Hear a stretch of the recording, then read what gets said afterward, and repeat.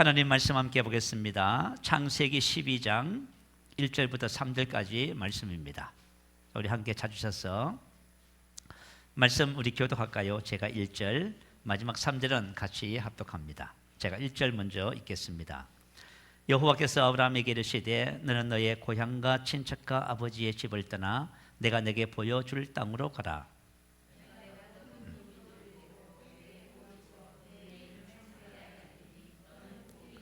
함께 있습니다. 너를 축복하는 자에게는 내가 복을 내리고 너를 저주하는 자에게는 내가 저주하리니 땅의 모든 족속이 너로 말미암아 복을 얻을 것이라 하신지라. 아멘. 할렐루야. 오늘 우리 새생명교회가 환하게 빛이 나는 것 같아요. 우리 정말 믿음과 은혜가 충만한 또 두 분 집사님께서 이렇게 예배에 함께 참여하게 됐습니다. 우리 주님의 이름으로 환영합니다. 우리 말씀을 통해서 우리 할렐루야, 우리 환영할까요? 예, 감사합니다. 예. 자, 오늘 말씀의 제목은 형통은 당신 것입니다 하는 말씀의 내용입니다. 자, 우리 지난주에도 말씀을 함께 나누었지만 복음이란 것이 뭘까요? 기쁜 소식입니다. 사실은 우리가 복음을 들으면 정말 한없이 기뻐해야 되겠지요. 그런데 복음을 들었음에도 불구하고 만약에 우리에게 기쁨이 없다면은 사실 그 말씀에 대한 의미를 우리가 마음으로 깊이 받아들이지 못해서 그렇습니다. 복음은 기쁜 소식이고 왜 우리에게 복음을 주셨을까요? 복음은 우리 삶에 대한 모든 문제 해결입니다. 그래서 저와 여러분의 복음을 가졌다는 것은 삶의 문제에 대한 해답을 갖고 있는 것입니다. 여러분들이 삶의 문제에 대한 답을 갖고 있다면 이 답을 사람들에게 또 나눠주는 것은 당연한 것이 되겠지요. 자, 성경은 천국과 지옥, 믿음과 기도보다 돈과 재정에 대한 말씀이 참 많이 기록되어 있어요. 대략적으로 보면 한 1500번 이상 언급된 것을 보게 되어져요. 여러분, 돈 하면은 목사님 무슨 돈 얘기를 하나. 그러나 여러분 그렇지 않아요. 돈은 되게 중요합니다. 돈은 교환의 수단이 되지요. 그래서 요즘 사람들은 돈만 있으면 뭐가 된다 그래요? 돈만 있으면 안 되는 것이 없다 그래요. 그게 가지고 우리 황금 만능주의라고 하지요. 그죠? 돈만 있으면 모든 것을 다 할 수 있다. 그는 이제 세상 풍조를 갖고 있어요. 자, 하나님께서 우리 인간을 창조하실 때에 창조 순서를 한번 잘 살펴보세요. 하나님께서 이 세상을 창조하실 때 어떻게 창조했어요? 사람을 만들기 전에 사람이 이 땅에 거주할 수 있는 장소와 모든 환경과 그리고 사람이 먹고 입고 자고 할 수 있는 모든 것을 다 예비하셨지요. 왜냐하면 사람은 몸을 갖고 있기 때문에요. 이 환경을 떠나서는 살 수가 없습니다. 그래서 재정, 돈이라는 것은요, 이 모든 것을 나누는 교환의 수단이기 때문에 되게 중요한 거예요. 그래서 하나님은 우리 인간이 이 세상을 살면서 이 모든 것이 필요한 것을 아십니다. 그래서 먼저 만드시고 그 다음에 우리 인간을 창조한 것을 볼 수가 있어요. 자, 우리 대한민국 5,000년 역사라 그래요. 5,000년 역사 속에서 늘 따라다니는 수식어가 있습니다. 그게 뭐지요? 가난, 헐벗음, 굶주림. 우리 5,000년 역사 속에서 그것을 우리가 계속 이야기한 것을 볼 수 있어요. 자, 우리가 여러분들이 아마 새마을 운동을 기억하고 있을 거예요.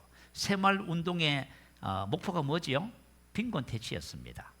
우리 이제 나이 드신 분들은 아마 다 기억날 거예요. 저희들도 옛날에 70년대 살면서요, 잘 살아보세요, 잘 살아보세요. 참 노래 참 많이 불렀지요. 잘 살아보세요, 잘 살아보세요. 자, 우리가 정말 한번 잘 살아보는 것이 소원이었습니다. 우리 대한민국은 해방을 맞이하고 나서 6.25를 경험했습니다. 그리고 그 이후에는 우리 전 세계에서 가장 빈곤한 나라가 됐습니다. 그때 당시에 1인당 국민소득이 70달러였다 그래요. 지금은요 3만 달러가 넘었습니다. 다시 말하면 한 700배 이상 성장한 것이라 볼 수 있지요. 그래서 우리 대한민국을 세계 10대 선진국이라 이렇게 부릅니다. 그리고 우리 군사는요, 군사 세계 5대 강국입니다. 참 놀랍지요. 그럼에도 불구하고 재정은 항상 어려워요. 여러분 인생을 살면서 어떠세요?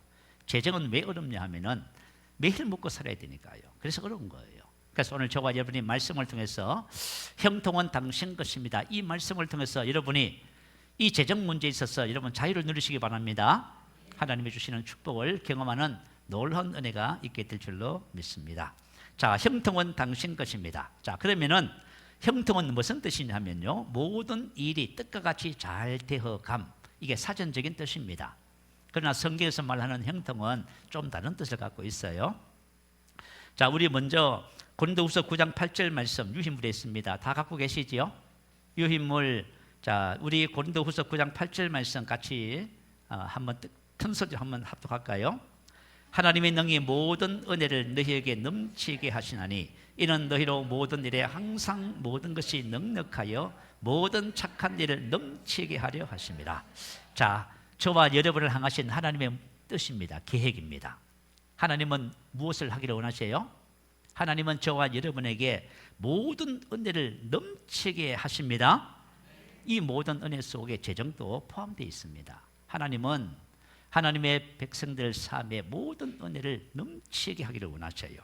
왜 이렇게 넘치게 하실까요? 이것은 너희로 모든 일에 항상 모든 것이 넉넉하여, 넉넉하다 이 말은 충분한 자산, 충분한 양을 소유하다 그 말입니다.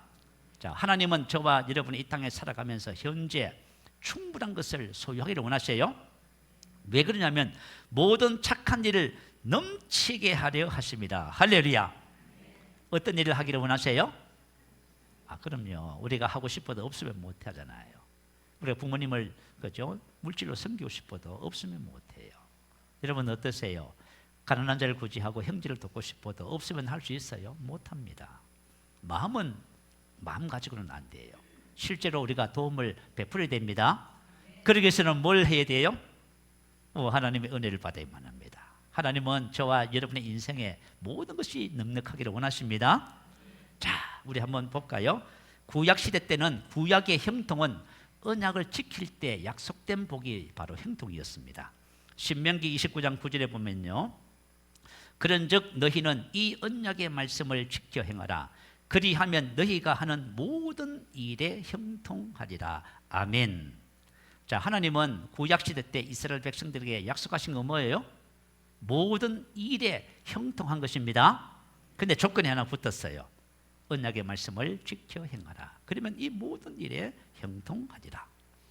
자, 여러분 여호수아서를 이제 다 아실 거예요. 자, 이제 가나안 정복을 위해서 여호수아가 하나님께 기도하고 있었던 것 같아요. 그때 하나님께서 여호수아에게 나타나셔서 하신 말씀이 뭐지요? 우리 조금 전에 여호수아서 1장 8절 말씀 읽었지요. 하나님께서 여호수아에게 답을 가르쳐 주십니다. 이 율법책을 내 입에서 떠나지 말게 하며 주여로 그것을 묵상하여 그 안에 기록된 대로 다 지켜 행하라. 다시 말하면 언약을 지키라 그 말이에요. 그리하면 내 길이 평탄하게 될 것이며 내가 형통하리라. 하나님은 여호수아에게 응답을 주십니다. 여러분, 하나님께서 저와 여러분이 만약에 재정 문제 가지고 기도하면 어떤 응답을 주실까요? 이 응답을 주시는 거예요? 하나님의 약속된 말씀을 주시는 거예요. 그래서 하나님의 백성들이 만약에 하나님께서 약속된 말씀을 떠나서 이 땅의 재정적인 문제를 해결한다, 그건 불가능합니다. 하나님의 자녀들은 항상 약속된 하나님의 말씀으로 돌아와야만 합니다. 자, 그리고 여러분, 인류 역사상 미국 경제연구소에서 가장 아주 탁월한 삶을 산 두 사람을 발표했어요. 그게 누구냐면 다윗과 솔로몬이었어요. 그러면 이 다윗이 죽을 날이 임박해서 아들 솔로몬에게 왕위를 계승하면서 뭘 유언했을까요? 뭘 유언했을까요? 똑같이 이 말씀을 유언했어요. 너무 신기하지요? 왜 그랬을까요? 다윗은 일평생 형통했잖아요. 형통의 비결이 뭐냐 하면 언약 안에 머무는 것이었습니다. 그래서 똑같은 것을 솔로몬에게 유언을 하고 있는 것입니다.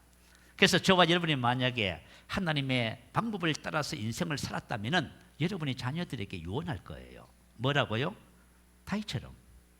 그런데 만약에 우리가 하나님의 방법을 따라서 인생을 살지 않으면요, 저와 여러분 이런 유언을 못합니다. 이것은 오직 하나님의 은혜를 체험한 사람만이 할 수 있는 것이에요. 자, 그래서 하나님의 뜻은 항상 그래요.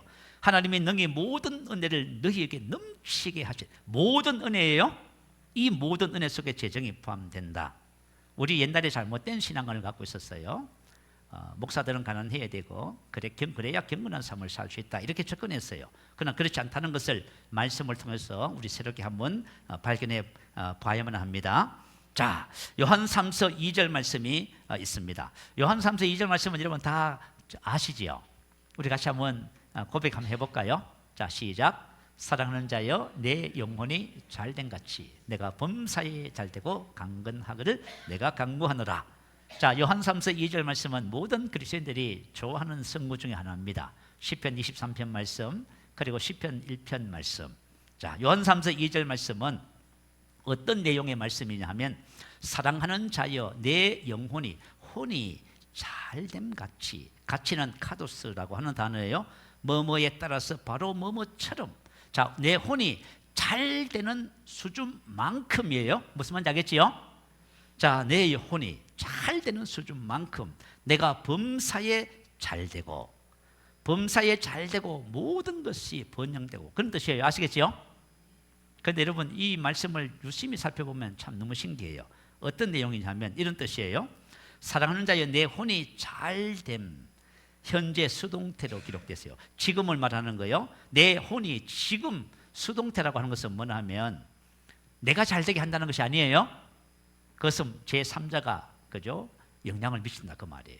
다시 말하면 내가 하는 것이 아니라 다른 어떤 분이 잘되게 해주신다 그 말이에요. 그분이 누구지요? 하나님이세요. 영적 성장에 대해서 여러분이 배우셔야 이제 이걸 접근이 되는데 뭐 여기서 다 설명할 수는 없어요. 하여튼 하나님께서 우리 영혼이 혼이 잘되게 하십니다. 혼이 잘 된다는 말은 무슨 뜻이냐면 우리 혼이 주님을 닮아가는 것을 말해요.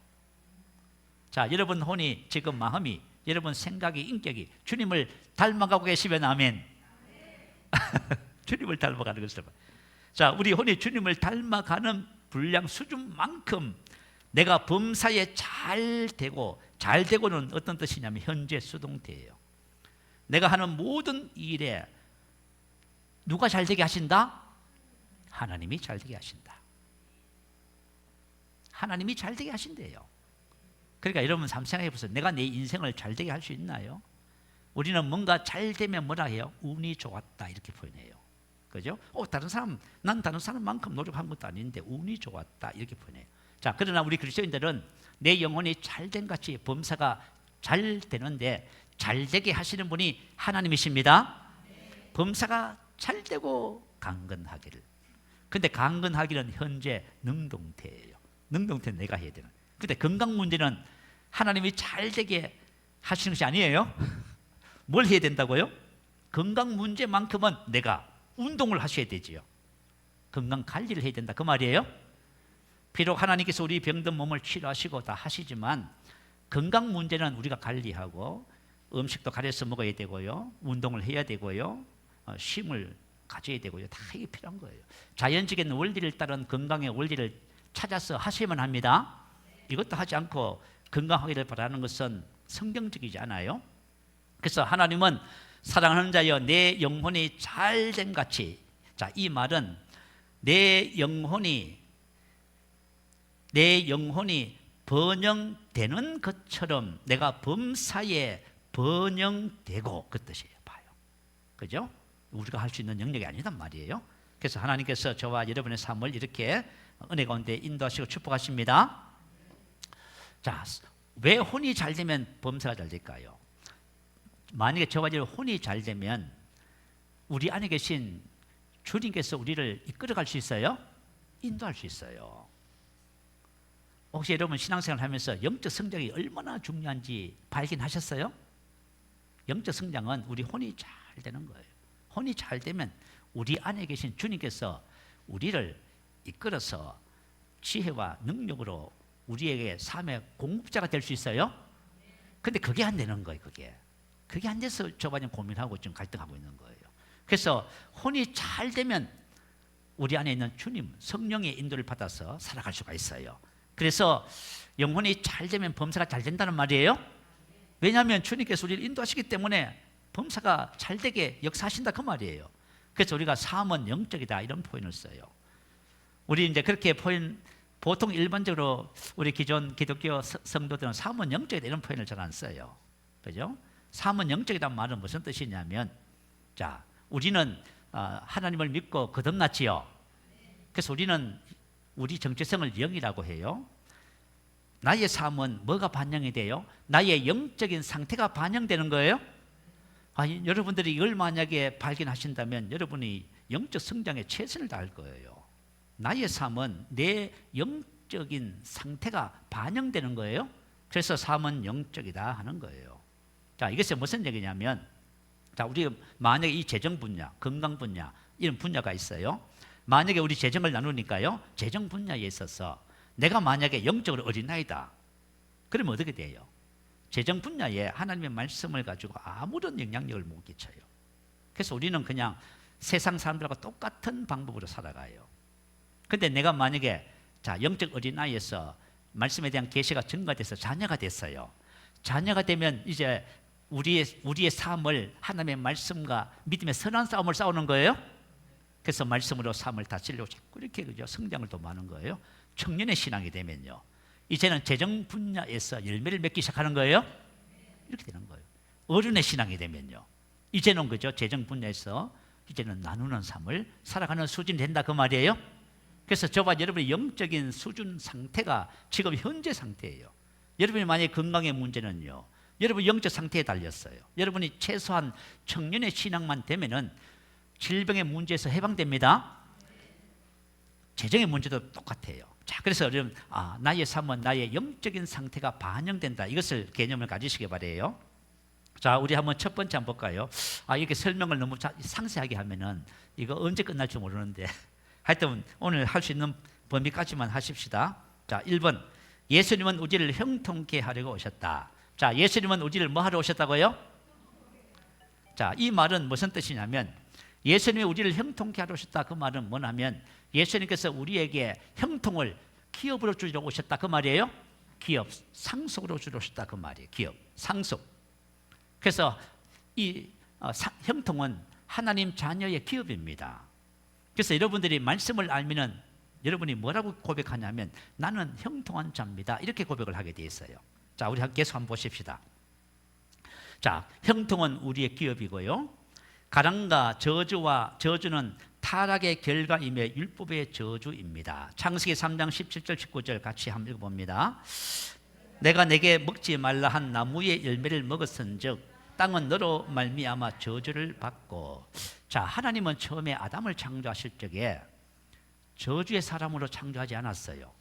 자, 창세기 3장 17절 말씀 보면 선악과를 따먹어 죄가 들어왔어요. 자, 나무를 먹었은즉 땅은 누구로 말미암아 저주를 받아요? 너로 말미암아예요. 땅은 아담으로 말미암아. 땅은 아무 문제가 없어요. 근데 누가 문제예요? 아담이 문제인 거야, 아담이. 그래서 하나님께서 아담을 뭐라고 어떻게 창조하신지 아시죠? 하나님께서 아담을 창조하실 때 축복의 사람을 창조했어요. 내가 그들에게 복을 주어. 하나님이 그들에게 복을 주시며, 바라크, 히브리어 말로 바라크라고 하는 단어예요. 이 뜻은 무슨 말이냐면요, 하나님께서 성공, 번영, 생상, 장수 등을 위한 능력을 부여했다, 그 말이에요. 그러니까 아담은 복의 사람이에요. 그래서 아담은 복의 사람이기 때문에 가는 곳곳마다 그곳이 어떻게 돼요? 복이 펼쳐지는 거예요. 근데 죄로 말미암아 뭐가 됐어요? 저주의 사람이 됐습니다. 그래서 아담은 땅은 멀쩡한데 가면 어떻게 돼요? 땅이 너로 말미암아 저주받는 거예요. 가시와 엉겅퀴가 나고 실패가 오고요, 문제가 생기는 거예요. 재정에 문제가 생기는 거야, 다시 말하면. 그래서 축복의 사람이 저주의 사람으로 이렇게 옮겨져 버렸어요. 근데 예수님은 저주의 사람을 다시 어떤 사람으로 옮기려고 오셨어요? 축복의 사람으로. 여러분 이걸 발견하셔야 돼요. 혹시 여러분이 지금 재정 문제 때문에 고민하고 걱정하잖아요. 오늘 예수님께서 나를 형통케 하기 위해서 오셨다는 것을 발견하셔야 돼요. 자, 그래서 아담은 이렇게 축복의 사람이 저주의 사람이 되고 말았습니다. 자, 그 밑에 한번 보십시다. 신명기 28장 15절 한번 읽어볼까요? 오늘 내게 명령하는 그의 모든 명령과 규례를 지켜 행하지 아니하면 이 모든 저주가 내게 임하며, 이 모든 저주 율법의 저주라고 해요. 그러나 이 모든 저주는 원래 하나님이 계획하시는 것이 아닙니다. 그건 죄로 인하여 온 게 된 것입니다. 근데 왜 하나님께서는 선악과와 율법을 주셨을까요? 그건 단순해요. 하나님의 사랑입니다. 만약에 저와 여러분이 왜 율법을 주시냐 하면은 율법을 범하는 것이 죄라고 하는 거예요. 그러면 죄는 뭘 가져와요? 죄의 삭은 사바요. 그 하나님 검하신 거야. 무슨 말인지 알겠지요? 그 사랑은, 이 사랑의 속성은 그죠? 항상 자기 유익을 구하지 않아요. 상대방의 유익을 구하는 거예요. 사랑의 속성을 가지고 있는 거예요. 자, 하나님은 사랑이시지요. 그죠? 하나님의 사랑이 어떻게 나타났다고 로마서 5장 8절은 기록해요? 우리가 아직 죄인 되었을 때에 그리스도께서 우리를 대신하여 죽으셨지요. 사랑의 속성은 뭐냐면 내가 죄인이에요. 우리가 원수가 됐어. 근데 하나님께서 예수님을 보내주셔서 무슨 일을 하셨어요? 그 죄 때문에 나를 대신하여 죽으시는 거예요. 그리고 그 사랑을 보여주셨어요. 사랑은 그런 거예요. 혹시 여러분이 부부가 같이 살고 부모 자식이 같이 살면서 여러분 잔소리하고 자꾸 이렇게 다 사랑으로 행하지 않는 거예요. 그죠? 판단하고 헤아리고 비난하고 그러죠. 그건 사랑으로 행하는, 그건 사랑의 속성이 아니에요. 사랑은 항상 상대방의 부족을 내가 짊어지고 그의 성장을 위해서 도와주는 거예요. 여러분, 만약에 우리가 하나님을 닮아서 사랑의 속성과 사랑을 가지고 이 세상을 살아가면 얼마나 좋을까요? 그죠? 그런 사람을 만났다 하면 최고로 복받은 사람이야. 그죠? 자, 원래 하나님은 우리가 율법의 저주를 가운데 있고 실패하고 병들고 이거 원하지 않습니다. 그런데 여기서 모든 것이 다 죄로 인해서 온 거예요. 그래서 하나님께서 선악과를 주시고 뭘 주셨다고요? 율법을 주신 거예요. 자, 우리 이사야서 48장 말씀 우리 한번 올려주시면 같이 한번 읽어보십시다. 자, 시작. 같이 한번 읽어봅니다. 너희의 구속자시요 이스라엘의 거룩하신 이신 여호와께서 이르시되 나는 내게 유익하도록 가르치고 너를 마땅히 행할 길로 인도하는 내 하나님 여호와라. 내가 나의 명령에 주의하였더라면 내 평강이 강과 같았겠고 내 공의가 바다 물결 같았을 것이라. 내 자손이 모래 같았겠고 내 몸의 소상이 모래알 같아서 그의 이름이 내 앞에서 끊어지지 아니하였겠고 없어지지 아니하였으리라 하셨느니라. 자, 하나님은 항상 말씀을 주실 때에 누구를 위해서 주셔요? 나를 위해서. 내가 이 말씀을 받아들이면 어떻게 돼요? 평강이 어떻게 된다고요? 평강이 강과 같이 되고요. 내 공의가 바다 물결 같았을 것이며 내 자손이 바다 모래 같았겠고 내 몸의 소성이 모래알같이 같았어. 할렐루야. 오늘 저와 여러분이 주시는 하나님의 말씀을 저와 여러분이 있는 그대로 받아들이시면 저분이 형통한 자가의 삶을 삽니다. 꼭 명심하세요. 왜 우리가 이 말씀을 나누어요? 왜 이 분야의 말씀을 나누냐 그 말이에요. 그것은 이 말씀에 대한 계시가 증가되면 증가될수록 여러분의 삶에 이 하나님의 주신 축복의 역사가 여러분 삶에 나타나기 시작합니다. 그래서 말씀을 나누는 거예요. 그런데 지금 현재 주어진 나의 삶에서 다 아는데요. 그럼 그 상태를 벗어나지 못해. 그런데 내가 지금 만약에 하나님의 말씀하신 그죠? 이 상속을 내가 누리기를 원한다면 마음을 열고 말씀을 내 것으로 받아들이셔야 됩니다. 꼭 그렇게 하시기를 바라요. 자, 한번 두 번째 한번 보십시다. 두 번째, 예수님은 우리를 형통케 하려고 오셨습니다. 고린도후서 8장 9절 같이 읽어봅니다. 우리 주 예수 그리스도의 은혜를 너희가 알거니와 부요하신 이로써 너희를 위하여 가난하게 되심은 그의 가난함으로 말미암아 너희를 부요하게 하려 하심이라. 아멘. 우리는 이것을 속량의 은혜라 하지요. 속량은 그죠? 값을 지불하고 사다 그 말이에요. 자, 우리가 이 세상에 태어나는 모든 사람은 죄로 율법의 저주 아래 있어요. 근데 여기서 못 벗어나요. 우리 생각에는 그런 것 같아요. 건세가 많고 인기가 많고 많은 것을 가지면 부유하다 이렇게 생각해요. 그건 부유하지 않아요. 그건 성경에서 말하는 부유는 그런 것이 아닙니다. 근데 부유가 있는데 근심이 있잖아요. 자, 만약에 천석군은 무슨 걱정을 한다 그래요? 1000가지. 만석군은요? 그거 가지고 싶으세요? 그래도 가지고 싶어. 와, 왜 이런 말을 했냐면 천석군을 되고 싶어서 천석군이 됐더니 그 다음에 찾아온 것이 뭐예요? 근심이 1000가지가 왔어. 와, 내가 만석군이 되고 싶어서 열심히 살아서 만수꾼이 됐어요. 근데 뭐가 찾아왔어요? 만 가지 근심 걱정이 찾아왔어. 이것을 과연 행복이라 축복이라고 말할 수 있을까요? 그래서 제가 우리 뭐 세상적으로 말이죠, 검사, 변호사 뭐 이런 분들, 그죠? 세상적 성공했다는 분들 얘기 들어보니까요, 직책이 높아지고 수입이 많아지고 그러면 그럴수록 책임도 많아지고 힘든 일이 계속 찾아온대요. 그래서 우리가 이제 보통 뭐 검사, 변호사 이런 분들 가정이 편안할 것 같지요. 가정에 들어가 보면, 그죠? 우리가 겪는 고통보다 더 심한 고통을 겪고 있어. 그게 바로 그런 거예요. 자, 그래서 하나님께서는 속량의 은혜를 통해서 저와 여러분의 가난과 저주를 전부 다 해결하셨습니다. 속량의 은혜 안에 가난과 저주도 포함됩니다. 자, 갈라디아서 3장 13절 14절 우리 같이 한번 올려주세요. 같이 한번 읽어보십시다. 자, 시작. 우리의 율법의 저주에서 우리를 속량하셨으니 이는 나무에 달린 자마다 저주 아래 있는 자라 하였습니다.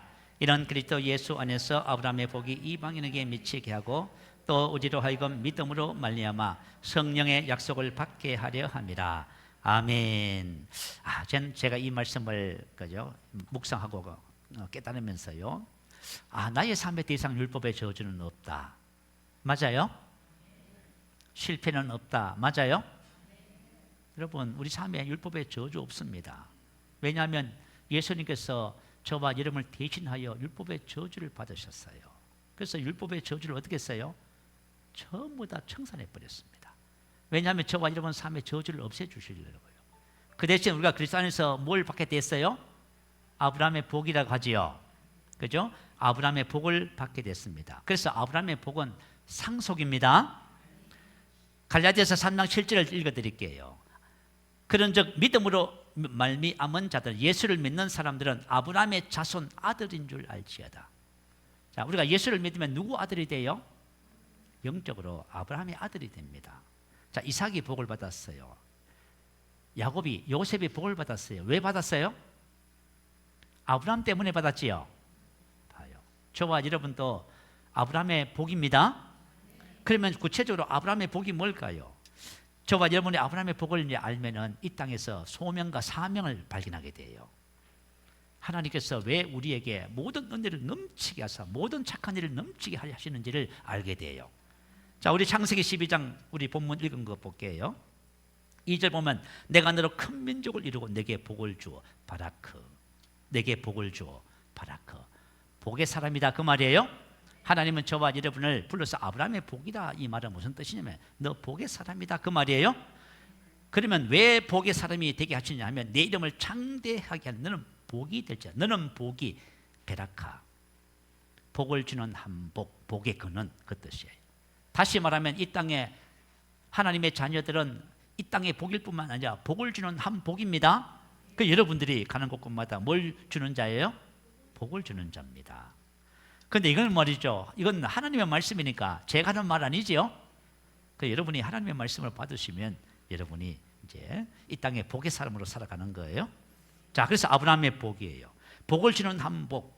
하나님께서 아브라함을 부르셨어요. 소명이라 하지요. 소명과 사명은 좀 차이가 있어요. 소명은 뭐냐면 부름 그 자체를 말해요. 그럼 사명은요, 그죠? 부르신 구체적인 내용을 말해요. 그 부르심의 구체적인 내용. 자, 그러면 하나님께서 아브라함을 부르셨잖아요. 부르신 그 구체적인 내용이 뭐예요? 너는 복이며 이 땅에 복의 근원이다 그 말이에요. 그래서 너는 나의 복을 세상에 전하는 자로 하나님께서 부르셨다 그 말이에요. 그래서 저와 여러분 이걸 기억하셔야 돼요. 도대체 아브라함의 복이 뭘까?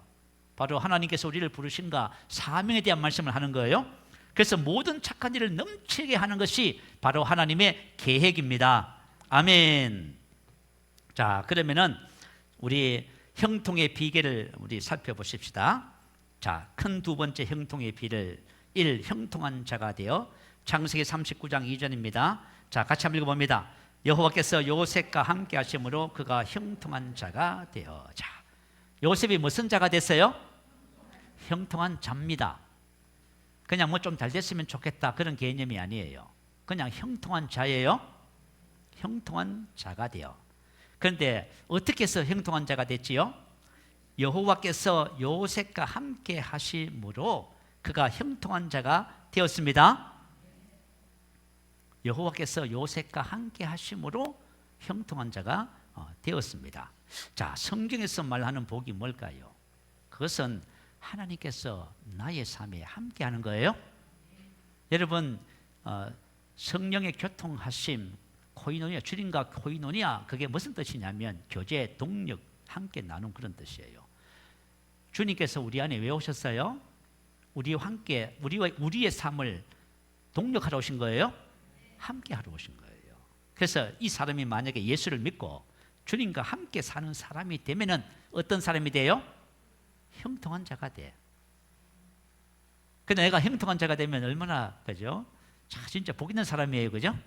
형통한 자가 돼요. 자, 그래서 형통은 다른 데 있는 것이 아니라 하나님께서 요셉과 함께 하심으로 그가 형통한 자가 되었습니다. 그래서 성경에서 말씀하시는 복은 하나님이 나와 함께, 그게 복이에요. 그리고 선포된 하나님의 말씀이 성경에서 말하는 복입니다. 기복신앙은 뭐지요? 복을 기대하는 거예요. 그죠? 다 무슨 복을 기대해요? 사업 잘 되는 거, 자식 잘 되는 거, 성공하는 거, 번영하는 거, 이게 다. 그래서 여러분들이 혹시 만약에 난 예수 믿고 하나님 복을 주시오, 다 기복신앙이에요. 그리고 좀 잘 됐으면 좋겠다, 기복신앙이에요. 하나님이 함께 하시면 저와 여러분이 무슨 사람요? 형통한 자예요. 그래서 여러분이 성경에서 말하는 복과 기복신앙을 잘 구분하셔야 돼요. 그래가지고 우리가 이제 복에 대한 이야기를 하면 사람들이 다 기복신앙이라고 얘기해. 맞아요, 여러분. 우리가 만약에 일반적으로 복을 이야기하면 다 그 기복신앙이에요. 그러나 성경에서 말하는 복은 하나님 그분과 그분께서 우리에게 주신 말씀이에요. 이게 이제 복이라고 하는 것이에요. 그래서 그 밑에 영으로 기능함으로 형통을 누린다 했어요. 자, 우리가 영으로 기능한다, 이 말은 우리 안에 계신 주님으로 산다, 그 말이에요. 주님으로 살 때 우리가 형통을 누리게 돼 있어요. 자, 그래서 여러분, 영적 성장이 뭐예요? 영적 성장하면 내가 주님을 닮으면 주님으로 사는 삶이 돼요. 난 우리 새생명교회 모든 지체들 그렇게 되기를 원해요. 여러분의 일상의 모든 삶에서 여러분 스스로 고군분투하지 마시고 내가 영적으로 성장해서 주님과 함께 사는 삶이 되셔야 됩니다. 그게 바로 형통한 자라고 하는 거예요. 자, 다니엘의 형통에 대해서 다니엘서 6장 3절은 이렇게 기록했어요. 다니엘은 마음이 민첩하여 총리들과 방백들 위에 뛰어나므로, 다니엘은 마음이 민첩했다. 마음 너하흐, 이거 영을 말해요. 다시 말하면 다니엘은 뭘 가지고 있어요? 탁월한 영을 가지고 있었다, 그 말이에요. 탁월한 영이 있었어요. 다니엘에는 탁월한 영이 있었어. 다시 말하면 하나님이 함께 하셨어요. 그래서 형통한 자가 됐어요. 저와 여러분도 똑같아요. 구약과 신약은, 그죠? 신학의 원리는 다 똑같아요. 그걸 잘 기억하시면 돼요. 자, 두 번째 한번 볼까요? 두 번째, 복 있는 사람은 시편 1편 1절에서 3절까지 말씀이에요. 같이 한번 읽어보겠습니다. 시작. 복 있는 사람은 악인들의 길을 따르지 아니하며 죄인들의 길에 서지 아니하며 오만한 자들의 자리에 앉지 아니하고 오직 여호와의 율법을 즐거워하여 그의 율법을 주야로 묵상하는 도다. 복 있는 사람. 자, 성경은 무슨 사람을 이야기해요? 복 있는 사람을 이야기해요. 복을 쫓아가는 사람 아니에요? 만약에 저와 이제 복을 쫓아가면 뭐예요? 기복신앙이라 했지요. 아이고 잘 돼야 되겠는데 기복신앙을 갖고 있어요, 여러분. 이 기복신앙은 세상 모든 사람이 다 갖고 있어요. 잘 되기를 원하잖아. 그러나 하나님은 뭐라고 해요? 복 있는 사람을 지금 이야기하고 있어요. 그래서 저와 여러분 복 있는 사람입니다. 그러면 내가 이 땅에 하나님께서 부르심의 사명을 감당하는 한 복으로서 살기 위해서 뭘 해야 되냐, 그 말이에요. 복 있는 사람입니다. 그는 복 있는 사람이 되는 비밀을 가르쳐 주잖아요. 자, 복 있는 사람은 악인들의 길을 따르지. 악인들은 우리가 생각하기에 아주 악한 사람, 그런 뜻이 아니에요. 불신자들, 믿지 않는 세상 사람들의 께 충고 좋은 세상적인 방법이 있잖아요, 여러분. 세상 사람들이 삶을 살아가는 지혜로운 방법들이 있어요. 그걸 따르지 않고 죄인의 길은 우리 과거의 삶의 태도, 방식, 그런 것을 말해요. 그걸 따르지 않고 오만한 자의 자리에 앉고. 자, 그러면 이것이 무슨 말이지요? 여러분 로마서 12장 2절 말씀 있지요. 너희는 이 세대를 본받지 말고 그거지요. 요 말이 바로 그 말이에요. 이 세대를 본받지 말라는 거예요. 만약에 그리스도인들이 세상 방법으로 사업을 하고 세상 방법으로 산다고 한번 생각해 보세요. 그럼 복 있는 사람 아니에요. 저 사람은 아주 지혜롭고 탁월해서 아주 사업도 잘하고 복 있는 사람은 아니에요. 복 있는 사람은 이 세대를 본받지 않는 사람입니다. 이 세대를 본받지 않고 뭐라고 돼 있어요? 너희는 이 세대를 본받지 말고 오직 마음을 새롭게 함으로 변화를 받아. 오직 마음을, 생각하는 방식을 갱신시키라 그 말이에요. 하나님의 말씀을 내가 묵상하면 우리 속에 어떤 일이 벌어져요? 우리의 사고방식, 정신상태가 말씀으로 바뀌어요. 아시겠죠? 그걸 가지고 혼이 잘 된다 그 말이에요. 혼이 잘 되면 저와 여러분이 복 있는 사람이에요. 하나님과 함께하는 사람이란 말이에요. 그게 복 있는 사람이에요. 여러분 복 있는 사람 되시기 바래요. 그러니까 우리가 신앙을 생활을 하면서요, 그죠? 복 있는 사람으로서 살아가기 위해서 지금 이렇게 하라는 거예요. 복 있는 사람은 악인의 길을 따르지 아니하며 죄인에게 길에 서지 아니하고 오만한 자들의 자리에 앉지 아니하고 오직 여호와의 율법을 즐거워하여 그의 율법을 주야로 묵상하는 자로다. 아멘. 혼이 잘된 사람이 바로 복 있는 사람이다. 아멘. 자, 우리 혼이 잘된 사람, 영적으로 성장하면은 복 있는 사람 됩니다. 자, 구약 시대 때도 두 사람을 그죠? 좀 소개할게요. 노아.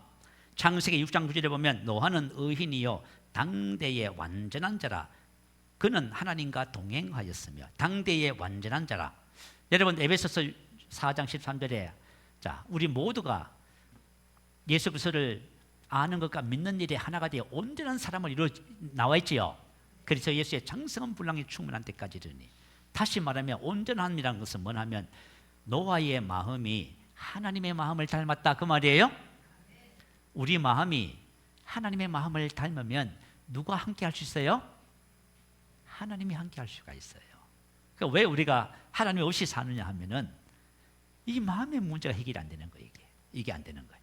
자, 그래서 다윗 사도행전 13장 22절에 보니까요, 이새의 아들 다윗을 만나니 내 마음에 합한 사람이다. 이새의 아들 다윗을 만나니 이 말은 찾다, 발견하다 그 말이에요. 자, 하나님은 사람을 찾아요. 누굴 찾아? 어떤 사람을 찾아요? 내 마음에 합한 사람, 내 마음에 합한 카타, 뭐뭐에 비례하여 뭐뭐의 분량에 따라. 다시 말하면 하나님의 마음과 다윗의 마음이 뭐예요? 같은 거 있지요. 자, 야 세상에. 저가 여러분 왜 영혼이 잘 되면 범사가 잘 되는지 아시지요? 영혼이 잘 되는 것은 우리 마음이 마음을 담는 거예요.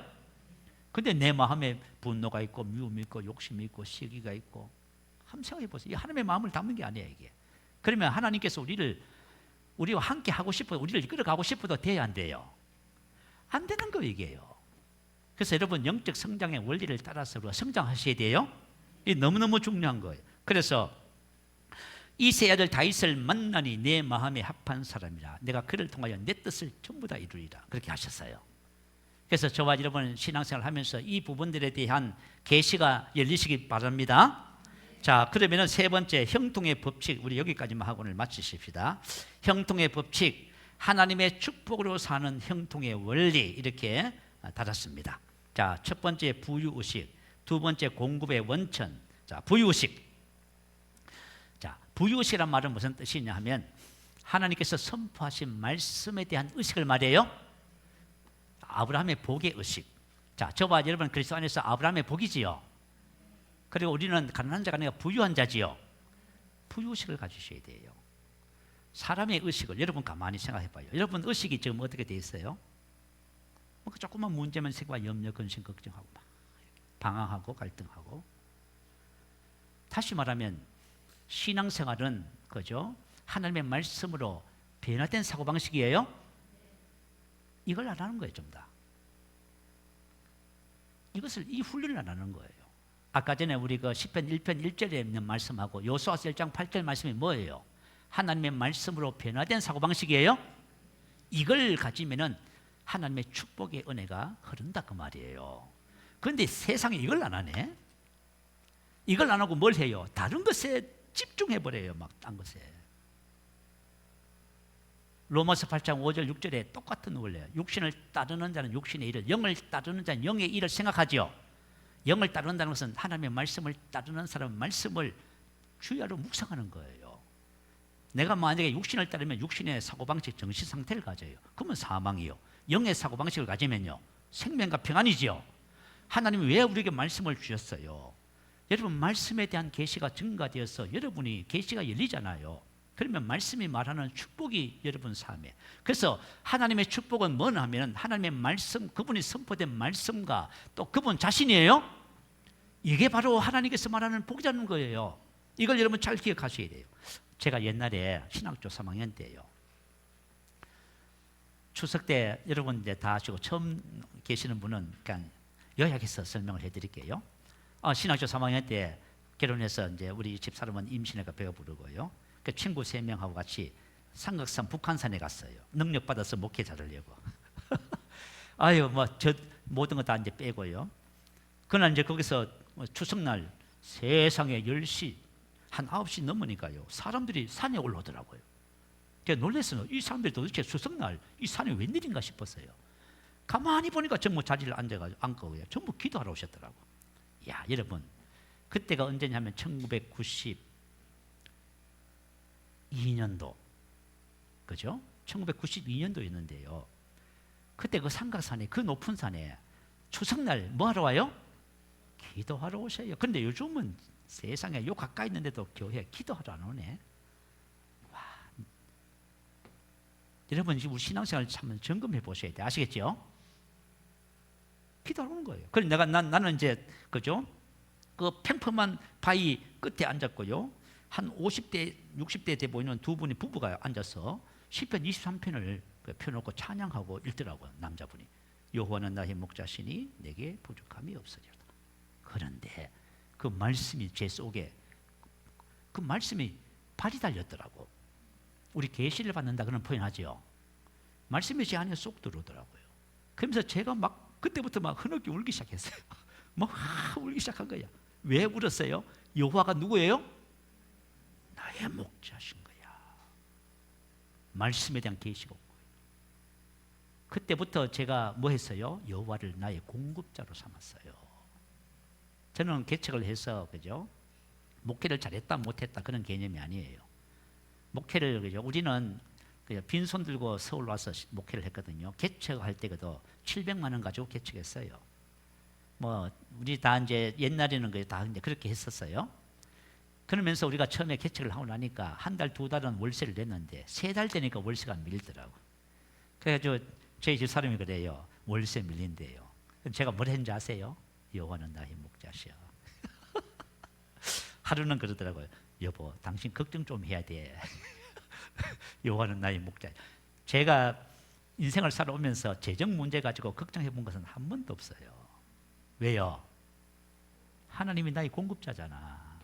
이제 뒤에 나온다. 이제 뒤에 한번 볼까요? 부유식, 왜 율법책을 이렇게 하라고 그래요? 우리가 고린도후서 8장 9절, 갈라디아서 3장 13절 14절, 고린도후서 9장 8절, 우리 부유에 대한 하나님의 말씀이에요. 여러분 말씀을 묵상하시기 바래요. 자, 그래서 내 힘으로 사는 인생이 있고 하나님의 힘으로 사는 인생이 있어요. 여러분, 말씀에 대한 계시가 오면은 하나님의 힘으로 사는 인생이 되는 거예요. 자, 공급의 원천, 하나님이 우리의 복이다 그 말이에요. 하나님, 사람, 직장, 일이 있어요. 하나님은 어떤 분이시냐면 우리의 공급자가 되어주기를 원하셔요. 자, 우리 마태복음 11장에 하나님이 뭘 하셔요? 수고하고 무거운 짐진 자들아 다 내게로 오라 하지요. 이 말의 뜻이 뭔지 아세요? 내가 너의 공급자가 되어주겠다 그 말이에요. 자, 수고가 왜 생겼습니까? 아담이 죄를 범했습니다. 창세기 3장 17절 18절에 내 평생에 수고하여야 뭘 먹어요? 음식을 먹는 거예요, 여러분. 그러니까 우리가 이 땅에 살아가면서요, 이 세상의 삶 자체가 전부 뭐예요? 수고야, 수고. 그런데 하나님은 뭐라고 해요? 수고하고 무거운 짐진 자들아 내게로 오라. 내가 너희를 쉬게 하리라. 봐요. 하나님이 공급자 돼 주려고 하시잖아. 그런데 여러분 이제 나이 들어가면서 이제, 그죠? 노후 대책은 없고 전부 다 걱정하고 계실 거예요. 하나님은 공급자로 삼지 않아서 그런 거예요. 이건. 자, 그래서 하나님은 우리의 공급자가 되어주기를 원하세요. 그래서 우리 성경에 뭐라 그러세요? 요한복음 15장에 포도나무와 가지라고 하지요. 예수님은 우리 안에 포도나무예요. 우린 가지예요. 우리가 포도나무에 붙어 있으면 그분을 나의 공급자로 삼으면 어떻게 돼요? 포도나무로부터 모든 것이 공급되지요. 바로 그거예요. 허드슨 테일러가 중국 선교를 하면서요, 친구의 편지를 받아서 이 말씀이 기록되어 있어. 이걸 보고 그죠? 계시가 온 거예요. 깜짝 놀란 거야. 하나님이 나의 공급자시구나. 그러니까 우리가 그죠? 사역을 하든 뭘 하든지 간에 어떤 일을 하든지 간에 우리의 공급자는 바로 하나님이십니다. 자, 오늘 본문에 창세기 12장 한번 보세요. 여호와께서 아브라함에게 이르시되 너는 너의 고향과 친척과 아버지 집을 떠나 내가 내게 보여줄 땅으로 가라고 했어요. 자, 당신은 시족 부족 사회예요. 자, 만약에 너의 고향과 친척과 아버지 집을 떠나면 어떻게 돼요? 이게 공급의 원천인데요. 아버지 집, 친척, 아버지 집, 고향, 이게 공급의 원천이에요, 여러분. 근데 이걸 떠나라고 하는, 떠날 수가 있겠어요? 못 떠나요. 근데 하나님을 공급의 원천으로 삼으면 어떻게 해요? 떠나는 거예요, 여러분. 하나님이 나의 공급자라는 사실이 여러분이 믿어지면 떠나는 거예요? 그래, 떠나는 거예요, 여러분. 그 아브라함이 떠나는 거예요. 우리 이제 아브라함이 창세기부터 시작해서 쭉 읽어보면요, 13장에 가면 조카 롯과 아브라함의 그죠? 그 목자들이 땅은 좁은데 재산은 양들은 많아서 서로 다투기 시작했어요. 그 아브라함이 뭐라 그래요? 다투지 말자. 너가 먼저 선택해라. 그 롯이 뭘 선택해요? 목축을 하자면 물이 있어야 되고 초지가 좋아야 돼요. 좋은 곳을 향해서 떠나갔어요. 아브라함에게 남은 것은 항막한 곳이에요. 왜 그렇게 할 수 있어요?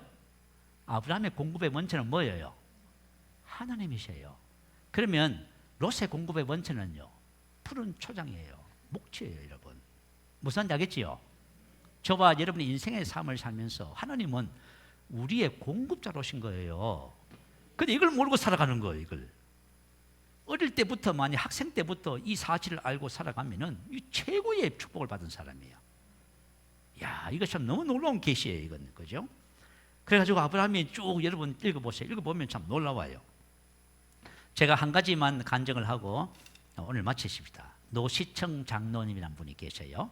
이분은 필룩스라고 하는 조명회사를 세워서 세계 제2의 조명회사로 성장시킨 뭐 벤처기업의 뭐 보통 세상 사람들은 그러잖아요. 뭐 신화 뭐 이렇게 얘기하잖아요. 신화적인 존재다 이렇게 말. 근데 이분이 20년 사업을 했는데 6번 망했대요. 이분도 어릴 때부터 예수를 믿었고요. 어릴 때부터 예수를 믿었는데 30대에 예수님을 인격적으로 그죠? 이제 만나게 됐고요. 다 얘기는 할 수 없어요. 그런데 뭐냐면 막 열심히 하면 성공할 것이다 이렇게 생각했대요. 열심히 했답니다. 근데 열심히 했는데요, 6번 망해버렸답니다. 망하고 나니까 얼마나 기가 막혀요, 인생이. 그죠? 그래가지고 말이죠, 막 걷잡을 수 없는 갈등 속에서 막 하는 게 부르짖었대요. 막 울며불며 부르짖어 기도하고 난 다음에 마음에 어떤 마음이 드냐면 이런 마음이 들어요. 하나님 뜻대로 한번 해볼까 하는 마음이 들어요. 이제 하나님을 뭐로 삼아요? 공급의 원천으로 삼는 거예요, 여러분. 여러분 인생은 어떠세요? 여러분 인생의 삶에 만약에 하나님을 공급의 원천으로 삼는다면 정말 여러분 정말 축복받은 인생이에요. 그래가지고 이분이 그죠? 하나님의 뜻대로 한번 해볼까. 그래서 그때부터 이분이 어떻게 했냐면, 보통 이 세대는 사업을 하면 세 가지를 반드시 해야 된답니다. 그죠? 돈 봉투가 있어야 되고, 그리고 이중정부 술 접대가 있어야 돼요. 끊어버렸어요. 이걸 끊고 나니까 대기업의 납품이 끊어져 버렸어. 세상적인 방법을 안 하면 세상의 연주는 끊어지는 거예요. 그러니까 얼마나 힘이 들겠어요.